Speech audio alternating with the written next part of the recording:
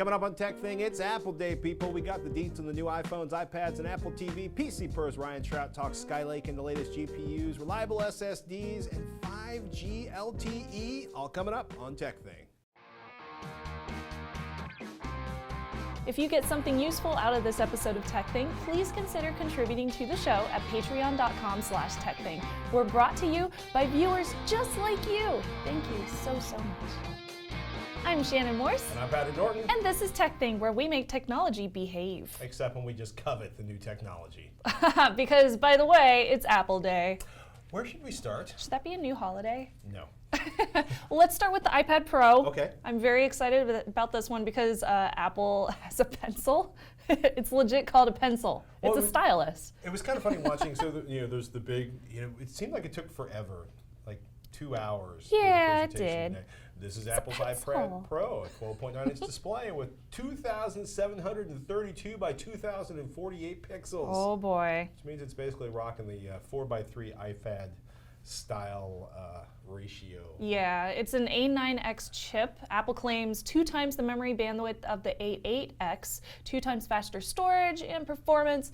Also, by the way, I should mention the Apple Pencil charges via Lightning port through the iPad, which is pretty freaking sweet. Right, and they're calling it Force Data, i.e. the sort of the Force Touch we were talking about with the watch, and we'll talk about in a few minutes with the iPhone 6s and 6s Plus. It's touch sensitive. It's a tablet. It is a touch-sensitive tablet.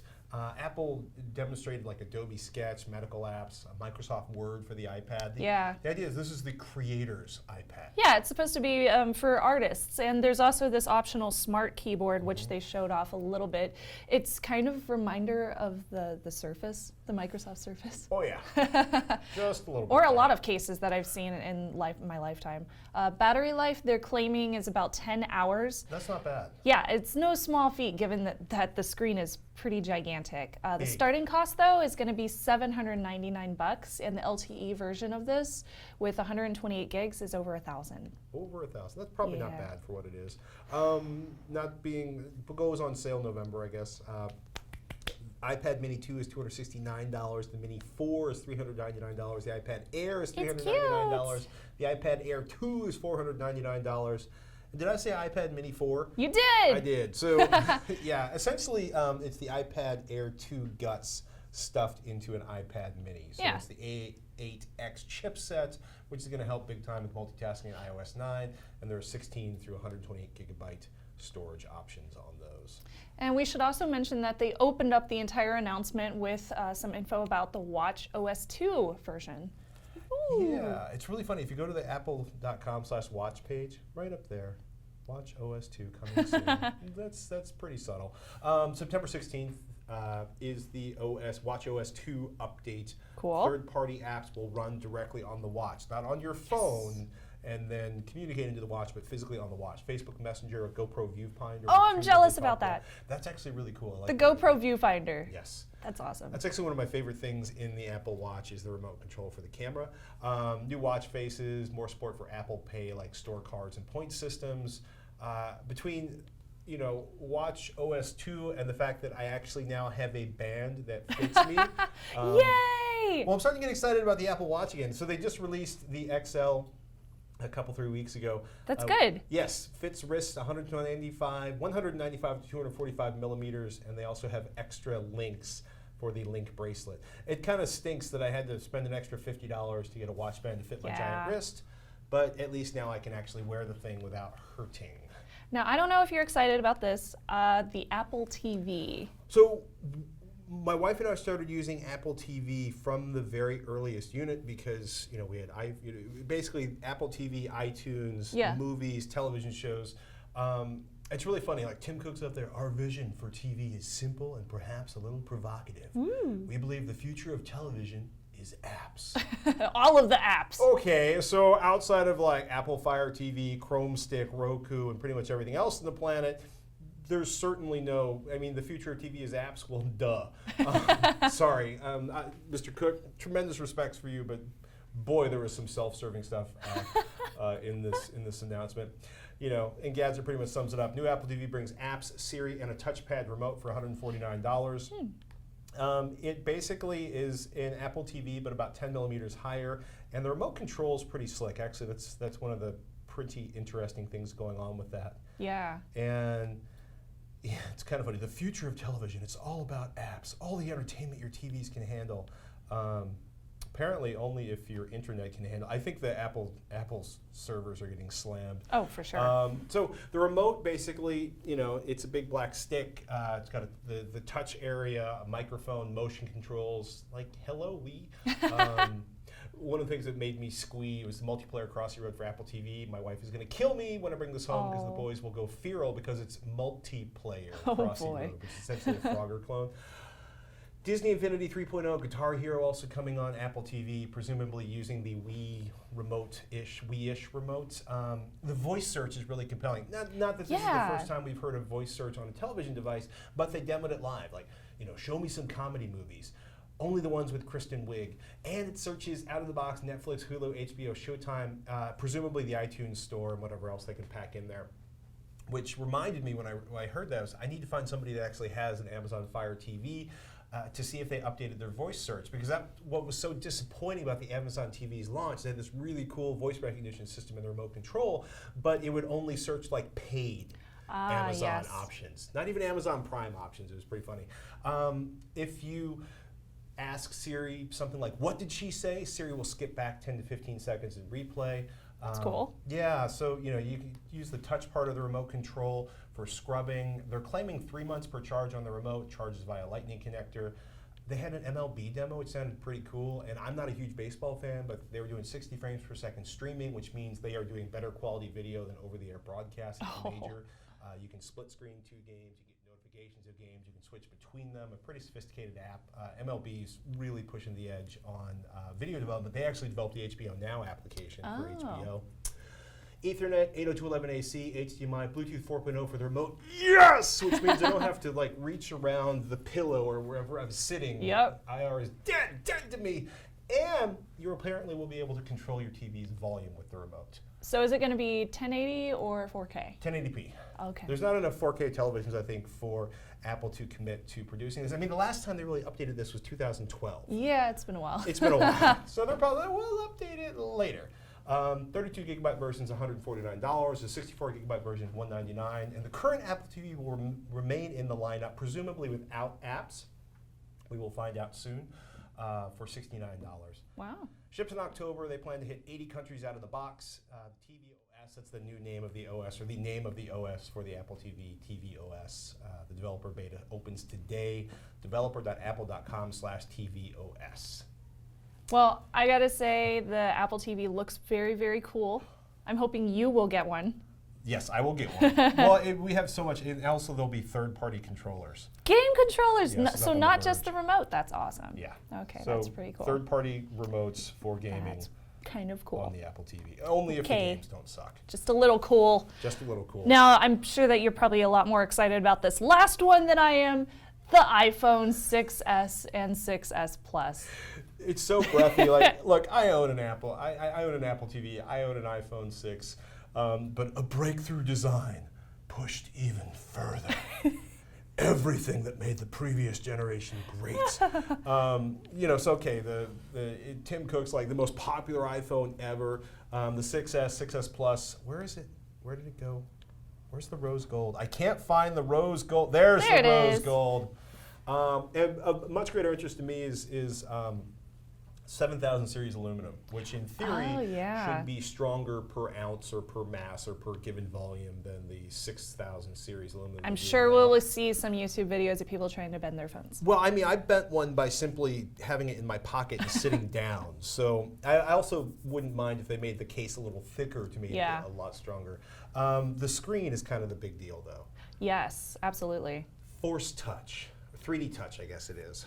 3D touch, yeah. So this is basically it can trigger your sensitivity. It can understand how strongly you're touching it. So out of the box, iOS 9, mail, calendar, photos, home screen short.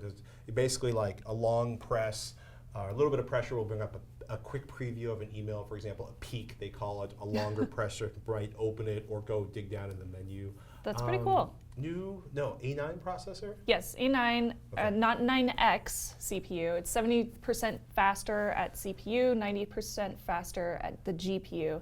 The M9 Motion coprocessor build is already built into the chip as well.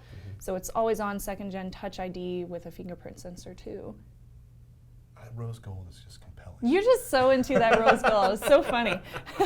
Physically, I mean, they're pretty much the same. I'm always very interested in the camera, so I was listening to that part very, very much. There's a 12 megapixel iSight camera. It's 50% more pixels, increased HDR, better low light photography, and they're including 4K video, which is very exciting, and editing on the camera too. And then the front-facing camera for all your selfies is going to be 5 megapixels, so they did do an upgrade there. It uses the Retina display as a flash, which is pretty sweet, so it'll be a nice big flash for you, and it lights up to 3 times brighter too. Yeah, the screen will literally like pulse. Yeah, it pulses. It's pretty cool. Or at least blinding. Live photos, I don't know if we can pull it up, but if we go to a live photo, it's essentially, it'll capture some video. That's cool. Yeah, you snap it. So it'll allow you to see motion in video format. They can have sound too. So the camera's always capturing an extra couple seconds of video when you take the picture. So little doggy. you know. It's so cute. It's so cute. It's delightful. And Apple is saying 2 times the Wi-Fi performance. We'll see about that. 23 band LTE advanced, so lots and lots of bands for everybody.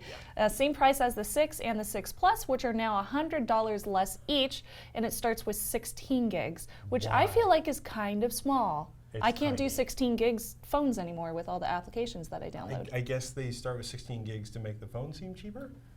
Maybe. I don't know. That's actually, that was But one of the... well, maybe somebody buys it and just uses it strictly for phone calls, but if you're taking pictures on it and 4K video, that's going to ramp up real fast. And they don't have external memory. No SD card slots. And the iPhone upgrade program starts at $32 a month to get a new unlocked iPhone every year. Apple's going to make a fortune on that. Oh, yeah. Yeah. The best way to own an iPhone. Pay us money every single month. It's unlocked, which is cool. That is nice. That's very nice. You can pre-order these September 12th, by the way. Yeah. Which is exciting. They ship September 25th to the US, the UK, Australia, Canada, China, France, Germany, Hong Kong, and Japan. You know, if you're going to pay $32.41 a month, you may as well pay $40.75 a month to get the 128 gigabyte version. I'm just saying. Or, yeah, it's funny. So basically, you'll pay for a new phone every year, 1 month at a time. This is so Pretty much, yeah. Yeah. But some people like a new phone every single year. Nothing wrong with that. Yeah. It's just throwing money at a home. Do the thing! iCloud, 1 terabyte, $9.99 a month. That was interesting. Well, considering how expensive storage used to be not too long ago. That's actually a pretty decent price. I like that price. Yeah, I do too.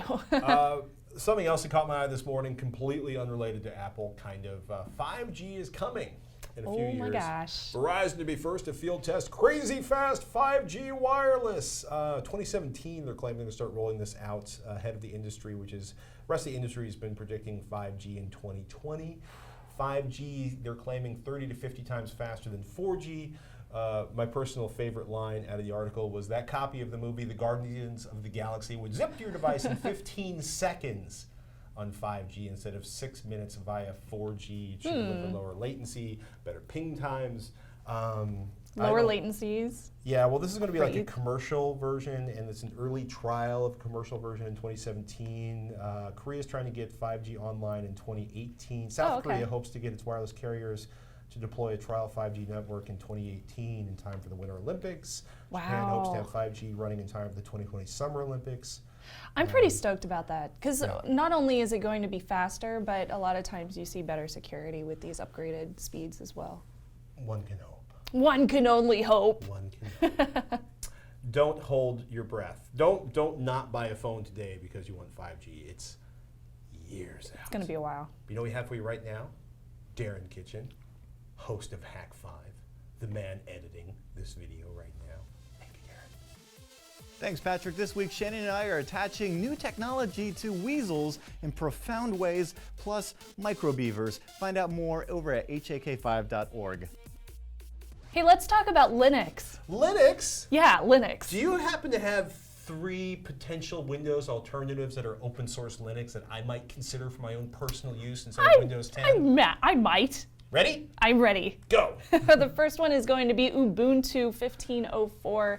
This is an LTS version, long-term support version of Ubuntu. It's probably the easiest operating system to switch to whenever you're considering Linux instead of Windows. You need very little experience with Linux to use the Ubuntu distro, and most hardware will automatically work with it, so you can install it on pretty much anything. It's fairly easy to install. It is free. There's a ton of software that's available to work with Ubuntu too, so you won't have to like make changes to all the different software that you already use. For example, you can use Skype with it, Chrome, you can use Dropbox and VLC, just to name a few.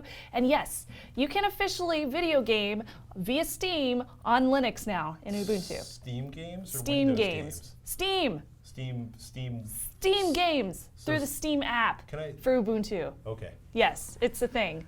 I've tried it, it works. So you can run your Windows games streaming to Linux via this app. Now you just download them in your Ubuntu operating system via the Steam app on Ubuntu.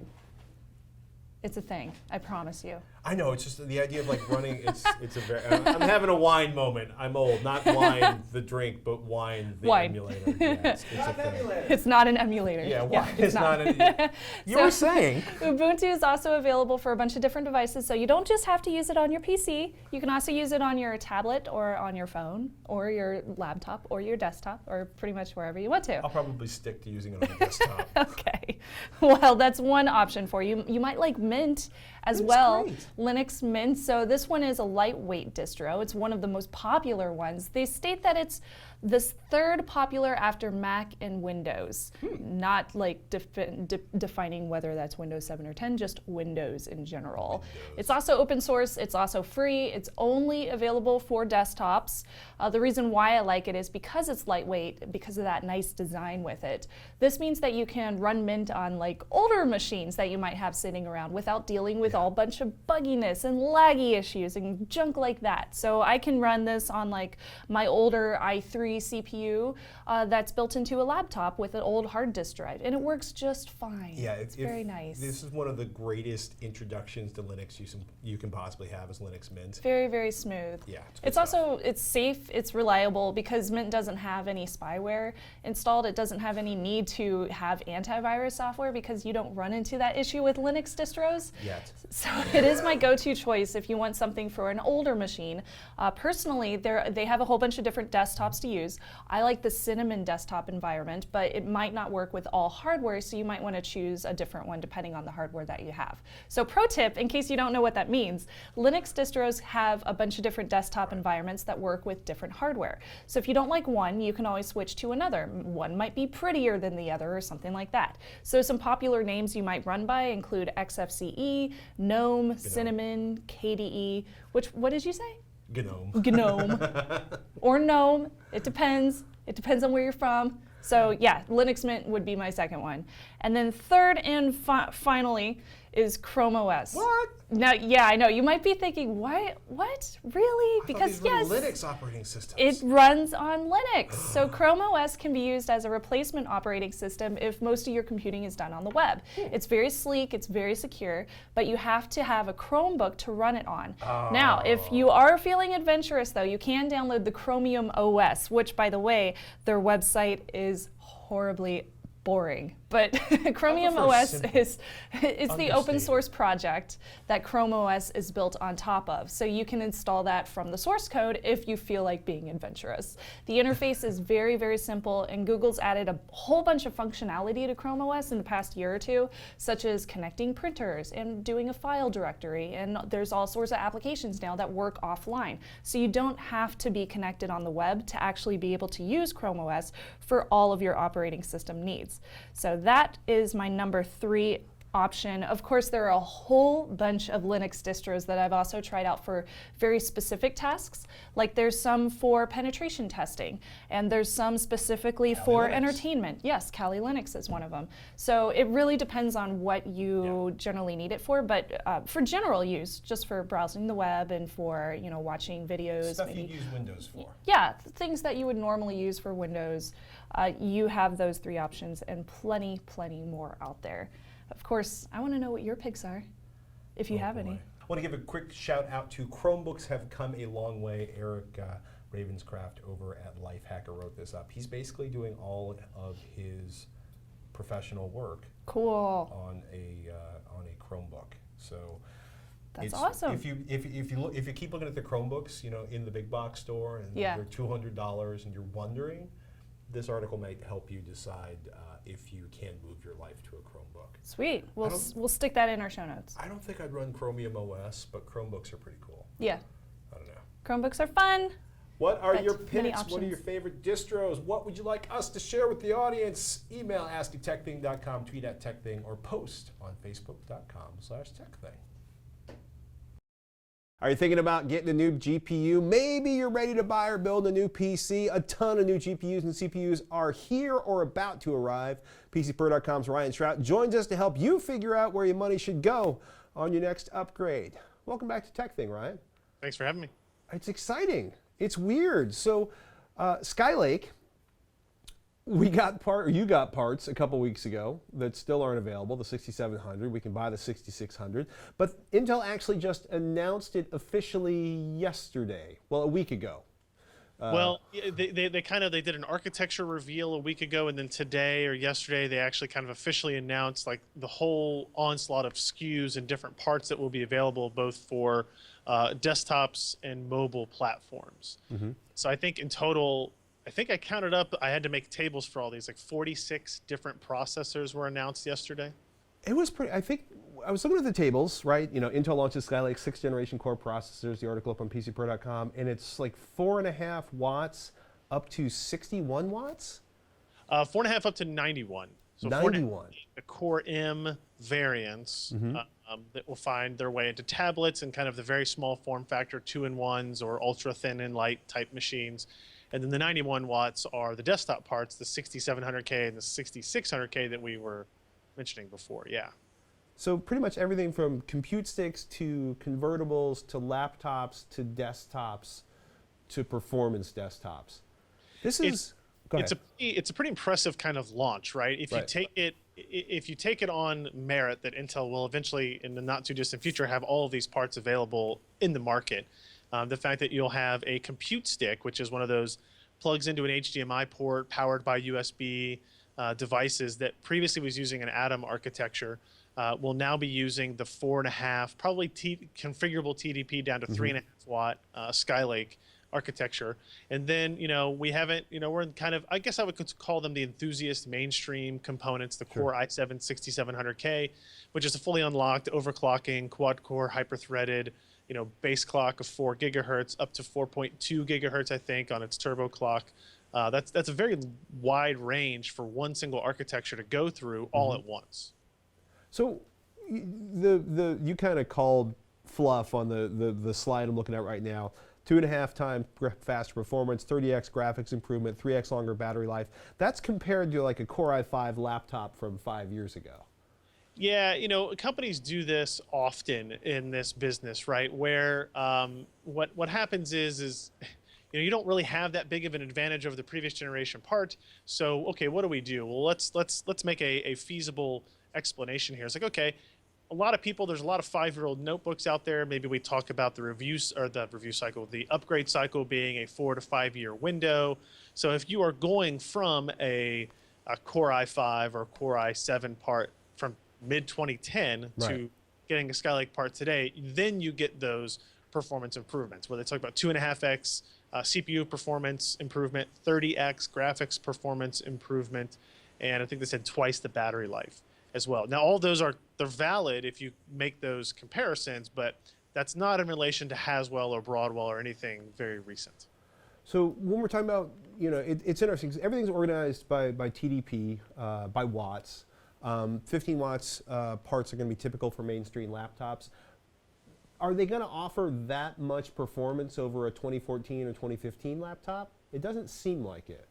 I think performance differences are going to be somewhat minimal in that 15 watt range, right? Because the 15 watt range has been heavily optimized already in Haswell and in Broadwell.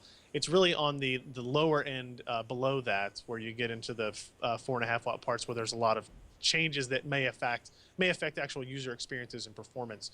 In the 15-watt range, you're mostly looking at incremental performance, talk 10, 20, 30%, as well as some battery life improvements thanks to some of the power efficiency stuff that Intel did with the 14 nanometer process technology and just the Skylake architecture design in and of itself. So it seems like graphics is probably the biggest performance jump over Broadwell, and you mentioned L4 cache. Is that actually hitting sort of graphics and CPU, or just graphics?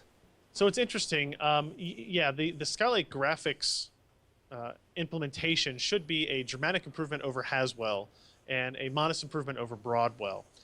If you just look at base specifications kind of being the same. The L4 cache is that embedded DRAM that was first introduced with Haswell, kind of made a little bit more popular with Broadwell in the mobile space, but in reality it was only released in a handful of parts. If you look through the tables full of processors that Intel's releasing today and throughout the next season or two, you'll see that there's going to be more SKUs or more processor options that actually include some of that embedded DRAM. Iris Pro will have 128 megs of it on the processor, and the Iris graphics will have 64 megs. And that is mainly targeted at the graphics side of things, but because it does function now completely, thanks to Skylake architecture changes, it does function just as a generic L4 cache to the rest of the system, could have some interesting performance implications and power consumption implications for mobile devices, where something like the screen buffer doesn't need to be read from system memory anymore. It can be output directly from that L4 cache, kind of bypassing something, using less power because you don't have to make a copy of something back and forth. Sure. Those are some of the changes they were able to make this time around. So when do we expect the Silver Lake laptops to show up? Well, I mean, if you listen to all the press releases, tomorrow, but in reality, talking with Dell and Lenovo and MSI and Asus, we're looking at maybe October for starting to get our first bouts of samples in on those products. And so generally, notebooks kind of are available right at the time we're starting to get samples of them. So that would be my kind of initial expectation, but nobody has really said anything official at this point. We hope that Intel doesn't have any kind of, issues with availability on the mobile side like they appear to have with the desktop 6700 and 6600K parts. So Broadwell is almost dead to us, but not yet. It's really interesting because we were talking about that, how there's still so many machines that ship with Haswell, as well as so many machines that ship with Broadwell. I'm not sure how long of a tail that will have. I think if you're Intel and you're not having any yield issues, you want to get everybody moved over to Skylake as quickly as possible. So maybe you just kind of cut off those Broadwell parts.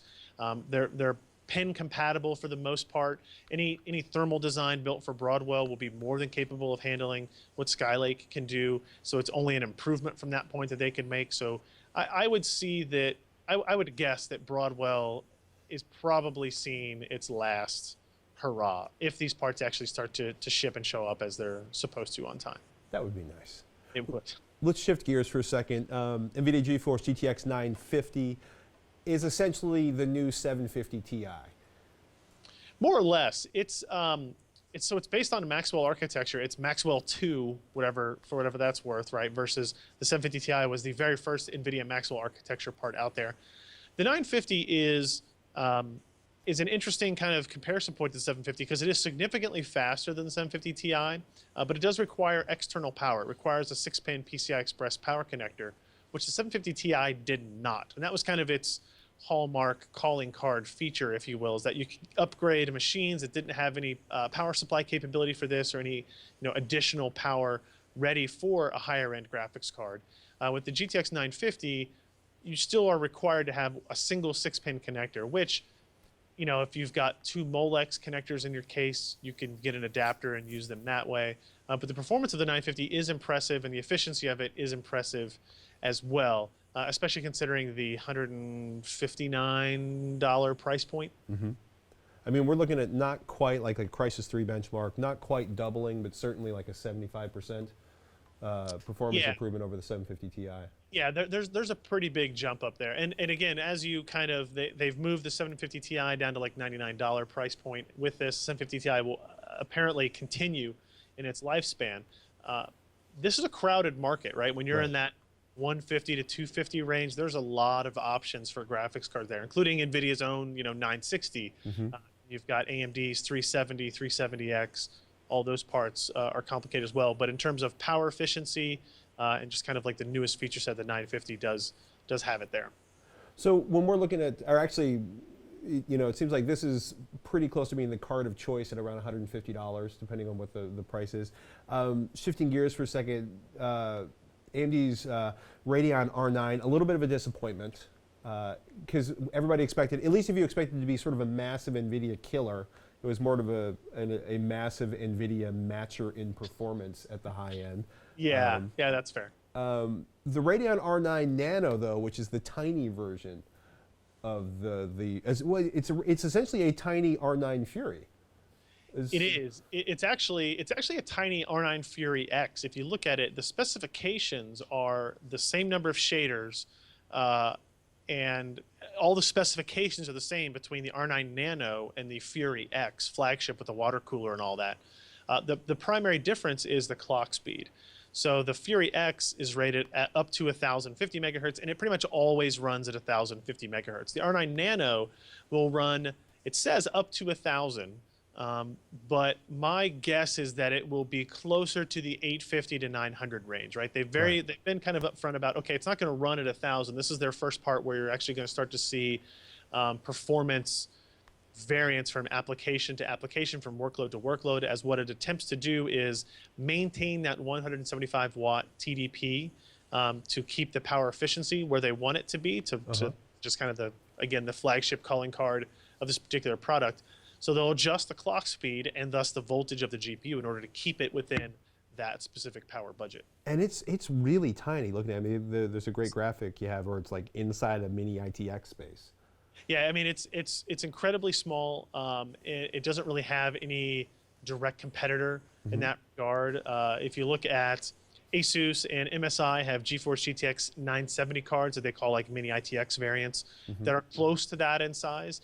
What's interesting is, AMD's advantage here is that if you look at just the size of the GPU and the size of the card, the R9 Nano will be far and away the fastest in that space, because NVIDIA doesn't have a 980 or 980 Ti capable of being put into that small of an area. The question will be is, are there enough users and are there enough cases that won't fit standard 10.5-inch graphics cards, even mini ITX size, to really make the R9 Nano a worthwhile investment, right? So if you have enough space for it, the Nano is not the card to get. It'll be the Fury or the Fury X or an NVIDIA product, right? Because you're going to pay for that small size.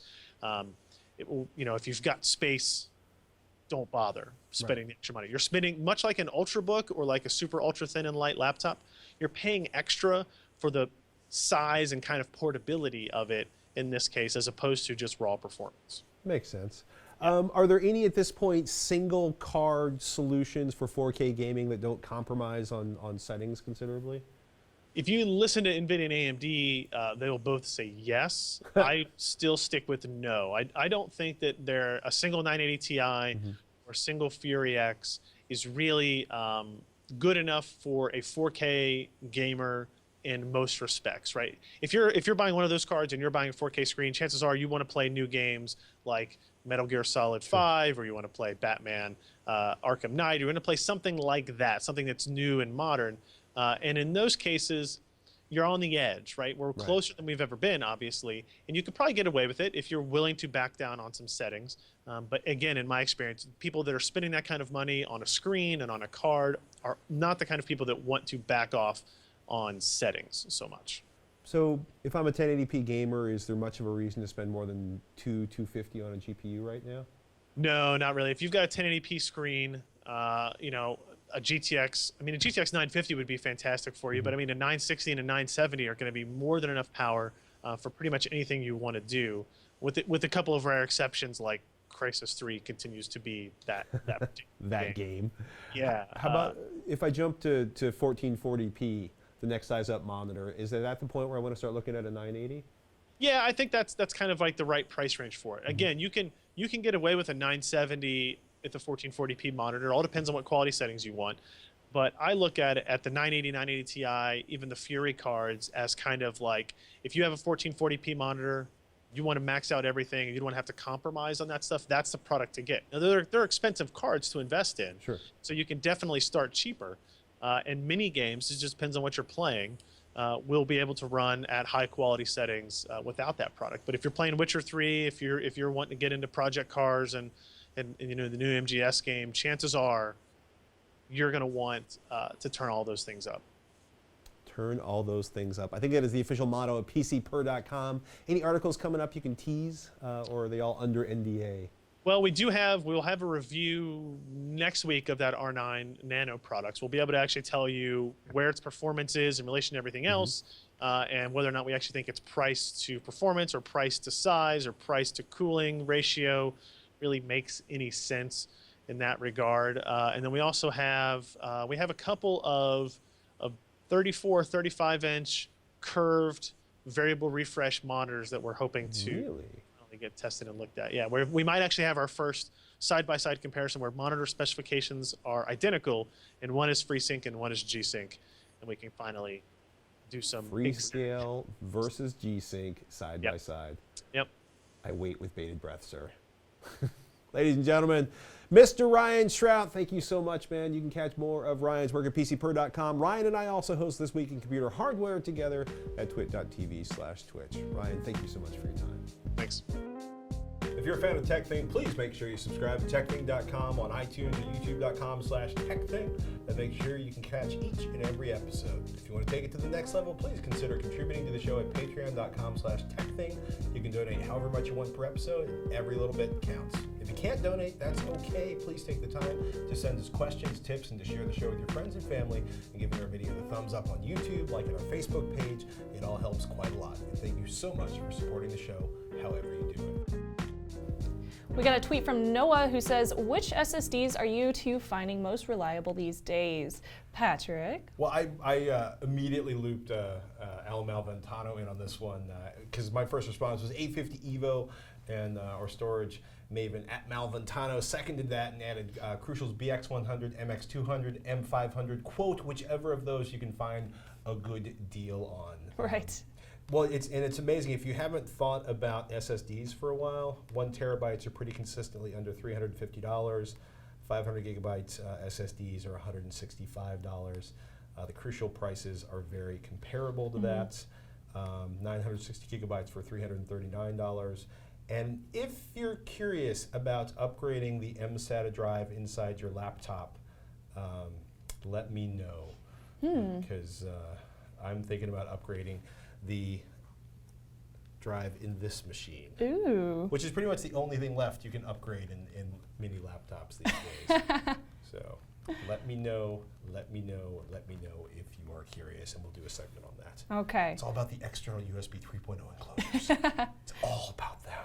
And we also got a message from Sean, who wrote in, watching the show, you kept talking about 3-2-1 backup. I am most concerned about my photos. Right now, I plug in my camera's SD card to my laptop. Picasa copies the images locally. Google Plus Photos pulls everything to the cloud. My off-the-shelf NAS box backs up the photo folder from my laptop. Does this satisfy the 3-2-1? I do pay for Google storage, so I assume that is not disappearing without my knowledge. I have thought to add another NAS to my parents' house and cross mine and theirs to add one more layer and give them off-site backup. Do you think I am covered?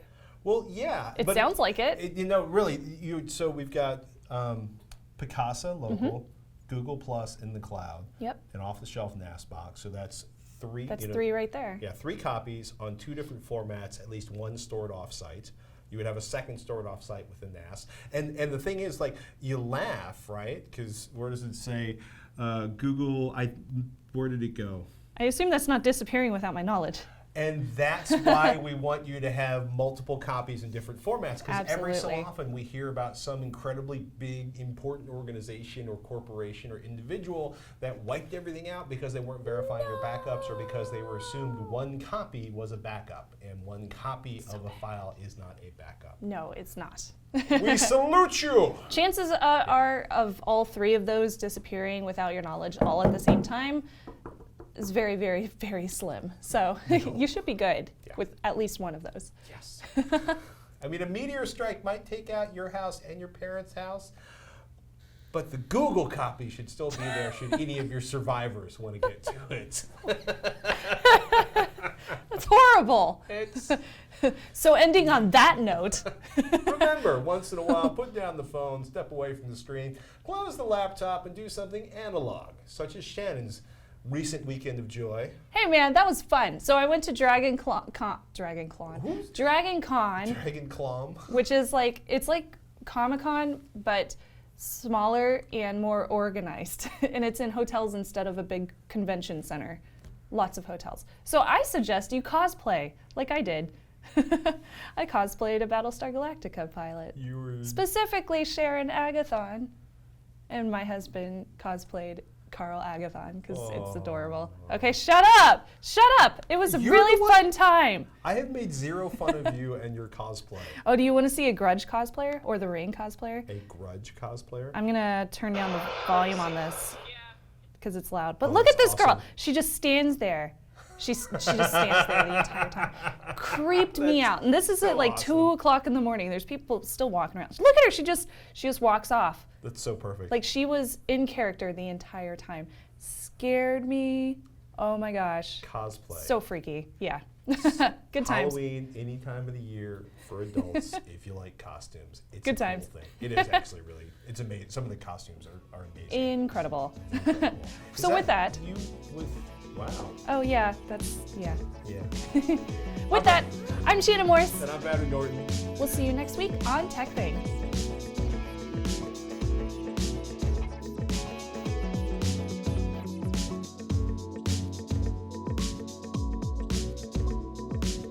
Should I wear a costume? Totally. Wear my Star Trek. That dragon on your shoulder. Yeah, it's a dragon. It's my From dragon. the belt. Yes. It's my dragon. No, that's not from the belt. That's from That's from Yes, I can't email. with yours. Yeah, it was fun. Look at this. It's the Admiral. It is the Admiral! So this is my prom picture. Doesn't it look like a prom? It looks like a prom picture. So I need to have somebody Photoshop a banner that says Caprica High School Prom 2015. I think you need to turn it around so people can home can enjoy the shot. You can click on it. No, we're rolling credits. So, yeah, it's a prom photo. It looks like a freaking prom photo. He's saying thank you to all the patrons. We promise. Shorter episodes next week. No Yeah. Apple announcement. We went long. Right, sure. And you live. I did live, yeah. That was my, I like how you bring along the person in the background. I did, because he was totally bombing my picture. And I was like, nope. Oh, and look, this is so cute. There's Keith and a little mini one. Aww, isn't that adorable? Most likely kids in the morning. Yep. So cute. Red Pirate Wesley. Boy, the part There's Uhura. She's totally awesome.